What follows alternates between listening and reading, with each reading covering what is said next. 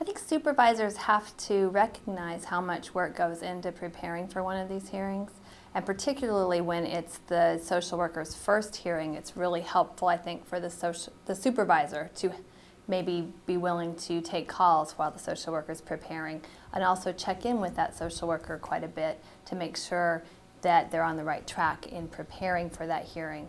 I think it also really helps to have your supervisor in the courtroom with you, because even if the supervisor can't say anything in that courtroom, the social worker is a witness and is testifying, and the supervisor may be just sitting out there. I think it does help to have that supervisor there just to give the social worker some confidence. And as the social worker testifies more and more, I think the supervisor can back off a little bit and doesn't have to be at every hearing, but it really does help to have your supervisor involved.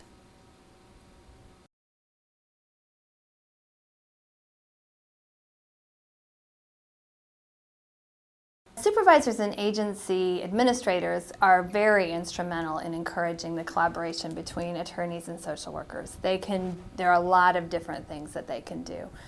Some of the more important ones, I think, are to just create an atmosphere where that's the expectation. There's an expectation that the social worker who has all the knowledge of what's gone on in the case is going to talk to the lawyer who has all the knowledge of what the laws say and what the cases say and what is expected in court, to have a conversation and to come up with the best approach for this family. So specifically, when there's a hearing that's coming up, it's really important that the attorney and the social worker talk to each other. This is going to help the attorney know who the witnesses are going to be, who they need to be. Does the attorney need to subpoena anybody? What actually happened in this case? Is it a really strong case? Do we need to get more evidence? This is also going to help the social worker know, how do I prepare for testifying, and how am I going to prepare for the hearing, and what information do I need to bring? So that is really helpful for both of them.